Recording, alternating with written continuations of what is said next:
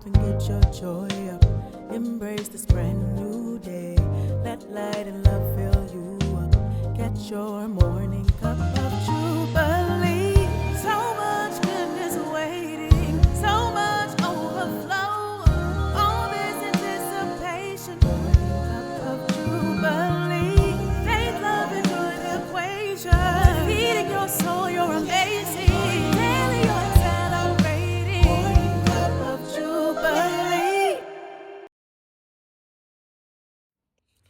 What has it meant to raise your sons without their father? And how do you make room for both truth and grace, and how you talk about it?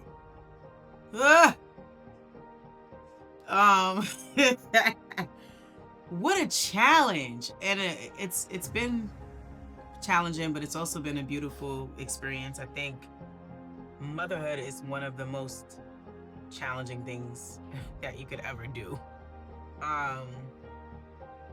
I did have a bit of a blueprint though, and that is because there was a period of time when I was younger where my dad was not around.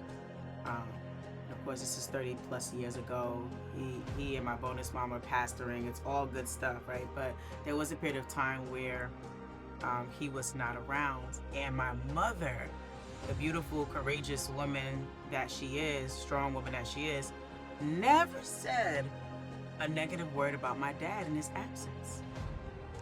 And so because of that, I believe that when my dad did begin to come around again, I was able to accept him. I was able to embrace him because my mom never dragged him. She never said, hey, your daddy ain't nothing. She never did. And so I believe that influenced my perspective of my dad, and also laid the groundwork for me to be able to accept and embrace him when he did return into our lives. And so I took a page out of my mom's book, and I try my very, very best to let my sons know, hey, because honestly, what they're dealing with, is abandonment, and that's tough. And so I try my best to speak life into them and let them know, hey, you're beautiful, you're blessed, you are wanted, right? Like, you are wanted despite what your father has chosen to do and to not participate in your upbringing. You are still loved, you are still worthy of love, and you have a village. You have a village, and your village loves you, and we're doing everything we can to support you and to ensure that you have the best life possible, that you have access to opportunities, that you know the Lord, and so I think that has been very soothing and helpful to have a village of people between my dad, my brothers, friends and family, male mentors that have stepped in and taken the boys under their wing. That's been really helpful. And one thing that I always share with my sons is, listen, one day, I don't know when, your dad may decide to return, right? And it'll be your choice in what you do with that. They had their own experiences that they will have to speak of one day. But I always say, just pray that your heart doesn't go to a bitter place, because bitterness, it eats you up inside.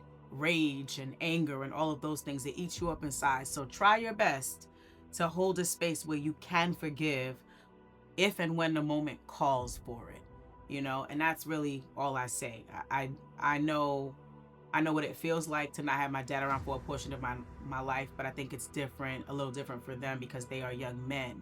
And I think they're trying to navigate this world and make sense of things without having their dad in their life to help them figure those things out. And I'm like, I don't know, like, I'm not a boy, I don't have a clue.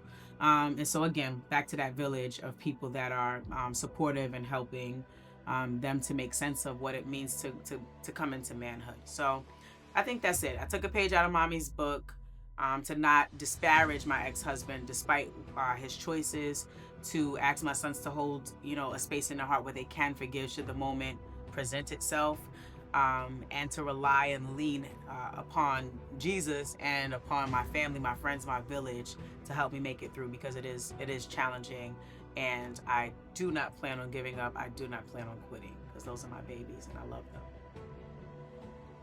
What signs did you notice that told you it was time to stop hiding and to start speaking up for yourself and also your children? You know, it's interesting. I had 2 conversations with people who were noticing shifts, you know, in terms of like when the boys were younger and they were going to school. One of them was having issues in class. He was acting out.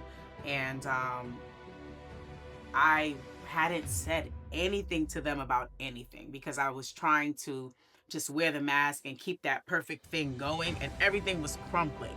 You know, it's like the Titanic, that when it was drowning and the violinist, they kept on playing the song. Like that was me. Like that joint was going under, and I was still playing a daggone violin. Like, no, there's still a song here. We can still salvage this. And it's like, no, baby, it's done. And so what I didn't realize is I was doing more harm than good by not naming that, hey, there's something going on, right? So the arguments at home started to increase. You know, it just was not an emotionally stable environment anymore. And of course, regardless of whether or not you try to whisper or have conversations after the kids go to bed, like children sense that, they feel that, they experience that, they feel the shift. And I thought that maybe if I just kept on going, that they weren't gonna notice. And so one day, I dropped off my sons to school, and I had gone to speak to their principal at the time, who did have a little bit of knowledge that, you know, my ex-husband and I were separated and things were, you know, shifting. And she said to me, did you tell them? Have you told them what's going on? Right. So, because by now we are staying more at my parents' house, right? The routines have changed, the drop-off routines have changed, pickup routines have changed. And I was like, no, I haven't. And she was like, you need to tell them. You know, I think it's time. You know, I don't want to overstep, but I think it's time. And so she was like, they're noticing things, they're having issues at school. Well, not both of them, but one of them was. And so I was like, Dad, yo, I gotta be the bearer of bad news. I gotta be the one to be like, oh, we're moving to grandma and grandpa's house. I gotta be the one now to say, oh, mommy and daddy are getting a divorce. Like, come on. Why I gotta be the one? And so, you know, I got some courage, and I told them one day driving to school that, you know, mommy and daddy are getting a divorce. And my oldest like let out a big sigh and was like, oh, I get it. I didn't know what was going on. I didn't know what to believe. And he started to tell me how his dad was saying some not so nice things about me and all of that. But I think that was a confirmation that I needed to be able to put my voice in this space and provide information and some kind of guidance, because I was moving like nothing had changed and everything had changed. And so the signs for me, I mean, home was no longer a safe place, right? I remember one night, I was a principal when all of this was happening, and I also was recording my very first EP, Joy Uprising. And I had spent a few weeks at my parents' house, but again, because I just didn't feel safe. The home just wasn't okay. And decided, after having a conversation, like I said earlier, with the clergy person, that was like, you know, don't leave your home unattended. Like, go back, try to make it work. And I was really against it, because I'm like, I don't think you guys understand what I'm dealing with. Like, there's a lot of manipulation, a lot of control. At this point, it has started to become emotionally and verbally abusive. But I went back. You know, I went back, and things just, I didn't think it could get worse, but baby, it got worse. And there was one night, I was a principal, and so my days looked like get up early, get up before the sun comes up, you know, get my babies ready, get myself ready, leave, get to the school, shake all my students' hands, be a principal, talk to teachers, lead the way, lead the charge, talk to families, and then go to the studio, record with my producer at the time, and then pick up the kids, or maybe somebody in my village would pick them up, go home, probably not till 9-10 o'clock at night, and then start all over again. And one night, after I had done all the things, I got home, and my ex-husband was literally like tormenting me. It's like he wouldn't allow me to go to sleep that night. And he was saying some extremely like inappropriate things to me. So I left our bedroom and I went into my son's bedroom. They had a bunk bed, just to try to get some peace. Because at this point, it's like 1 o'clock in the morning. I got to be up in 4 hours. He followed me in there. More inappropriate things, more torment or whatever. I ended up leaving my son's bedroom and going to a third bedroom, an empty bedroom that we really just used to iron and put our laundry in. So there was no bed in there, no couch, no futon, and literally laid on the floor just to be able to get away from him and try to get some sleep. And finally he left me alone. And then the following morning, I was, still there. It was just a few hours later. He came in, turned on the light, stepped over me and started ironing his clothes. And that was the day that was like, I knew it was bad, but I'm like, damn, you have like literally no regard for me. Like, I have to get out of here. What exactly am I protecting? What exactly am I trying to preserve? What exactly am I believing God for in this? When constantly I am getting messages back that this is unsafe, it's unhealthy, it's ungodly, it's dishonorable, and it's time to go. And so that was one of those moments for me. How are you helping your sons grow up with love, identity, and strength, even without their father's presence? Love, identity, strength. I think, I try my best to model the way. And I do understand that I can do this parenting, motherhood thing alone, right? And I don't do it alone, right? And many times I feel alone. Many times I feel like, man, don't nobody understand what this is like. But I know that I'm not the first to walk this path. And so I think I am grateful to be educated, right? To have gotten a couple of degrees, to have experienced success in my career. I'm able to provide my sons with an environment that's safe, and a life that is a healthy life. It's not perfect, but I'm grateful to be able to provide those things for them in spite of the fact that their dad and I are divorced, and we had to experience that rip in our family. And so one of the biggest things was like, I just wanted to figure out, how do I keep things as stable as possible? Like through all of it, how do I keep it as stable as possible? And that's one of the things that I am grateful that I've been able to do for them. In terms of strength, just having real conversations with them around being honest and being vulnerable, right? Like, it is okay if you're not okay. It's okay to not be okay.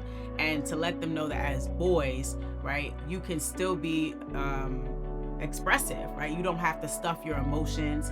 So we don't talk about it as much now as we did before, right? It's been 7 years since, I separated, and 5 since I've officially been divorced. But we had a lot of conversations about what was happening and how they were feeling. I put them in therapy. I was in therapy. We were in therapy to just be able to express, what those feelings were, what our feelings were. And I think out of that did come some perspective, some understanding, and some strength to understand that people can make choices that have nothing to do with me, right? And so whatever choice my ex-husband made, whatever choice their dad made, that was his choice, and it had nothing to do with them. So just trying to get strength from understanding that they are loved, they are seen, they are valuable, despite the choices that other people make connected to them. So I'm a nurturer.